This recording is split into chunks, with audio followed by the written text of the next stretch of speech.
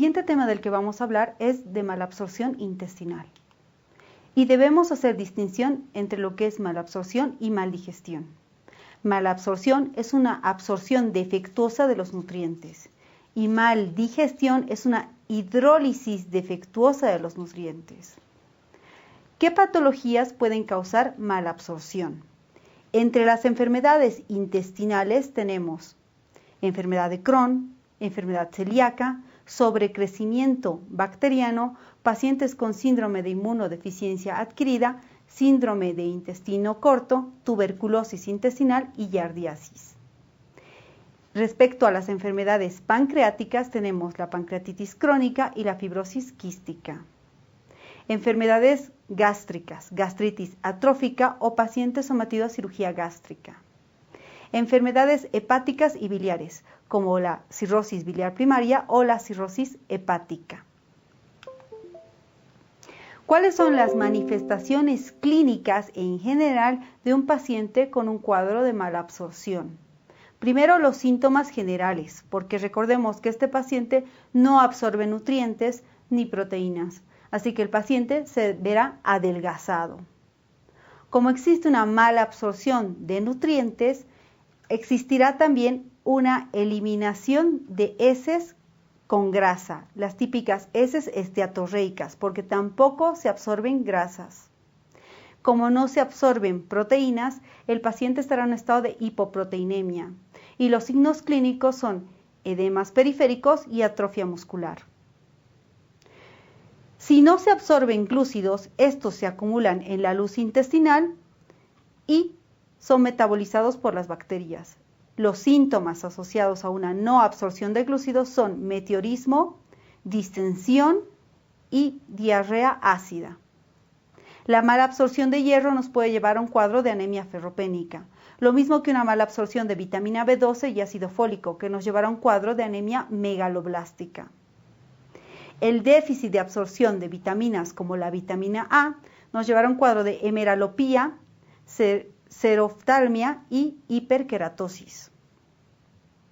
El déficit de absorción de vitamina D nos llevará a un cuadro de raquitismo o osteomalacia. Si se produce un déficit de absorción de vitamina K, el cuadro que presenta el paciente será de diátesis hemorrágica. Y si tenemos un déficit de vitamina B1 y vitamina B6, el paciente presentará neuropatía periférica. Hablemos ahora de una patología en especial, la enfermedad celíaca. Y se define a enfermedad celíaca como un cuadro intestinal secundario a intolerancia a gluten, que puede asociarse a síntomas extraintestinales. ¿Qué alimentos tienen gluten? El trigo, la cebada, el centeno y se duda respecto a la avena. Estos pacientes son portadores de los genes HLA-DQ2 y DQ8. En el 95% de los casos portadores del HLA-DQ2, tanto así que nos sirve para hacer diagnóstico de enfermedad celíaca.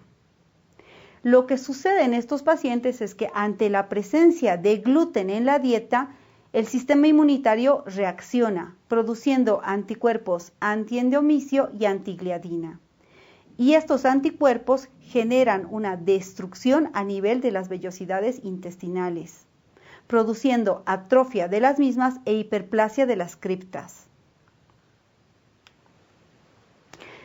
Entonces, al haber una destrucción de las vellosidades intestinales, habrá un cuadro de malabsorción. El paciente debutará como un cuadro de diarrea crónica o puede presentar también heces voluminosas. No se trata de una diarrea líquida, en realidad son heces pastosas, voluminosas. En los niños, como se produce una mala absorción de nutrientes, presentan un retraso pondoestatural, distensión abdominal, insuficiencia pancreática y otro dato característico de celiaquía es anemia ferropénica. Entonces, mucho cuidado con un niño con retraso pondoestatural que presente diarrea crónica y anemia ferropénica. Ya en un adulto con celiaquía, los síntomas no son tan manifiestos porque ellos no están en etapa de crecimiento. En un adolescente o en un adulto, los síntomas que suele presentar con celiaquía es dolor abdominal recurrente y dispepsia, además de un cuadro de diarrea crónica. ¿Cómo hacemos el diagnóstico? Es importante en adultos realizar toma de biopsia. La biopsia se clasifica en 4 grados según la clasificación de Marsh. Tipo 1, linfocitos intraepiteliales. Marsh 2, hiperplasia de las criptas. Marsh 3, atrofia de las vellosidades intestinales. Y Marsh 4, hipoplasia de las vellosidades intestinales.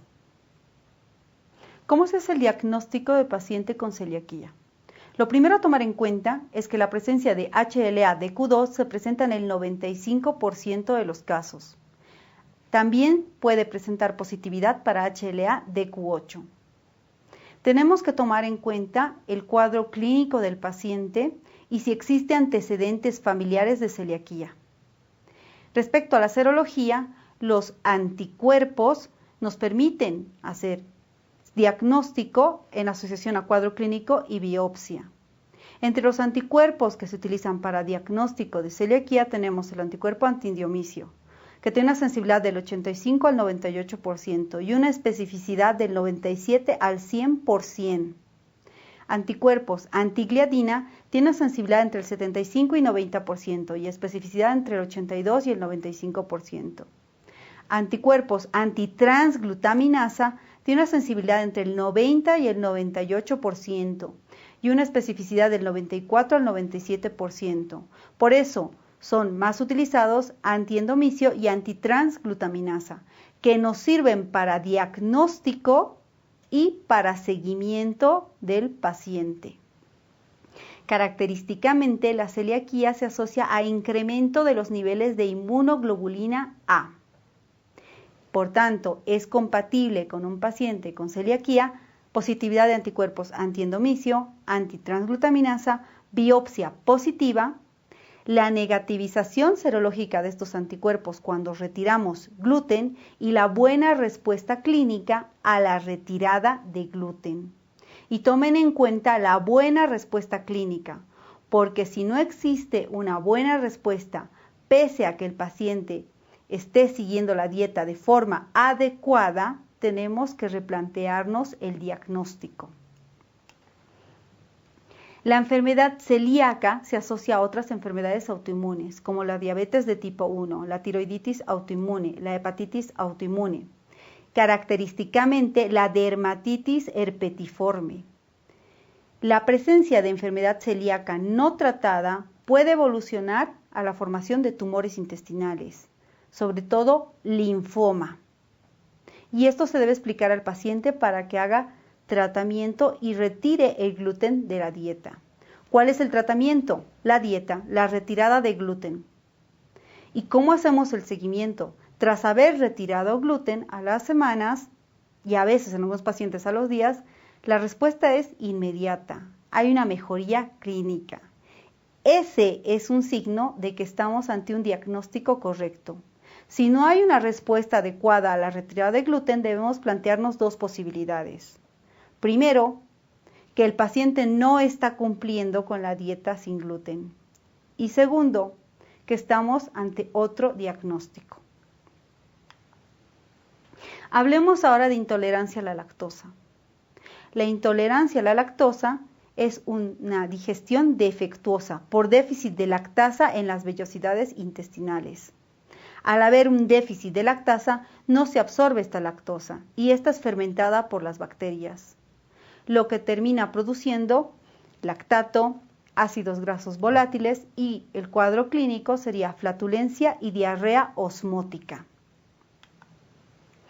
Entre las causas de intolerancia a la lactosa tenemos la hipolactasia congénita o la adquirida. La presencia de síntomas en hipolactasia adquirida dependerá del porcentaje de déficit de lactasa. También puede presentarse la intolerancia a la lactosa de causa secundaria, en el caso de pacientes que tengan patología intestinal. ¿Cómo hacemos el diagnóstico de intolerancia a la lactosa? por el test de aliento de hidrógeno expirado. Lo que se hace es dar una sobrecarga de lactosa y luego se cuantifica el hidrógeno en aire expirado. También se puede utilizar el test de tolerancia a la lactosa, el test genético de persistencia de lactasa. Tratamiento de intolerancia a la lactosa. La administración de comprimidos de lactasa y posteriormente introducir lácteos de forma progresiva para ver la respuesta. Otra causa de malabsorción es el sobrecrecimiento bacteriano, que se presenta por la presencia de bacterias en el intestino delgado. Las causas son, por ejemplo, éstasis intestinal, y esta se produce cuando existe alguna alteración anatómica en la estructura del intestino. La presencia de divertículos, la estenosis en la enfermedad de Crohn, la enteritis postradiación, el síndrome de asa ciega postcirugía. También puede presentarse cuando existen comunicaciones en el tracto gastrointestinal, por ejemplo, fístulas gastrocólicas o yeyunocólicas. Y entre otras causas tenemos inmunodeficiencia o hipocloridia. El sobrecrecimiento bacteriano produce daño en los enterocitos con el déficit de dipeptidasas. Las bacterias desconjugan los ácidos biliares produciendo un déficit de la absorción de grasas y vitaminas. A su vez, la presencia de bacterias produce un déficit de disacaridasas y por tanto no se absorben hidratos de carbono. Esto nos lleva a un déficit de vitamina B12, ácido fólico, heces esteatorreicas, distensión abdominal, dolor abdominal, pérdida de peso, desnutrición, edema, déficit vitamínico y un cuadro de anemia. ¿Cómo se hace el diagnóstico de sobrecrecimiento bacteriano? El gold estándar para diagnóstico es el cultivo de aspirado yeyunal, pero al ser un método muy invasivo no se utiliza de forma rutinaria. Entre otros test diagnósticos podemos utilizar el test de glucosa o test de lactulosa. Al dar glucosa y lactulosa al paciente, este es metabolizado por las bacterias y por tanto incrementa las concentraciones de hidrógeno expirado. El test de mayor sensibilidad y especificidad para diagnóstico de sobrecrecimiento bacteriano es el test de D-silosa 14. ¿Cuáles son los criterios diagnósticos de sobrecrecimiento bacteriano? Primero, que existan uno o más factores de riesgo para sobrecrecimiento bacteriano. Segundo, que exista clínica compatible con sobrecrecimiento bacteriano. Y tercero, que exista una buena respuesta al tratamiento. ¿Y cuál es el tratamiento de sobrecrecimiento bacteriano? Primero, corregir la causa y la asociación de antibiótico-terapia. Esta se dará en ciclos de 7 a 14 días. Debemos rotar antibióticos que cubran anaerobios y dar a la dosis mínima eficaz. El síndrome de intestino corto es otra causa de malabsorción, que tiene como antecedente la resección previa del intestino o malformaciones intestinales y en algunos casos menos frecuentes un cuadro de pseudoobstrucción intestinal crónica. Los síntomas acompañantes dependerán de la extensión de la lesión, del área de resección que ha sido afectada. Es mucho peor cuando se ha afectado el colon. El tratamiento es dieta suplementaria. La enfermedad de Whipple es producida por un bacilo gram positivo llamado Troperima whipplei. La característica clínica de la enfermedad de Whipple es artralgias, pérdida de peso, diarrea y dolor abdominal. El diagnóstico se hace por gastroscopía y toma de biopsia. En esta lo que observamos patognomónicamente es la presencia de macrófagos Paz positivos, Ciel-Nielsen negativo y atrofia vellositaria. ¿Cuál es el tratamiento? Del cuadro agudo, ceftriaxona o penicilina endovenosa y posteriormente se pasará a cotrimoxazol vía oral durante un año. Sprue colágeno. Es una enfermedad rara del intestino delgado que se cree que está relacionada a una celiaquía avanzada, pero esta no responde a la dieta sin gluten como lo hace la celiaquía. La clínica es la de un cuadro de malabsorción, es decir, diarrea, déficits nutricionales, pérdida de peso, hipoproteinemia. El diagnóstico se hace por biopsia intestinal. en la que se observa atrofia de las vellosidades intestinales y colágeno subepitelial. Esto es lo característico del sprue colágeno, la presencia de depósito de colágeno subepitelial. Respecto al tratamiento, está el uso de corticoides, con el que se ha visto una buena respuesta, y en casos refractarios, inmunosupresores. En un porcentaje pequeño de pacientes existe una respuesta a la dieta sin gluten.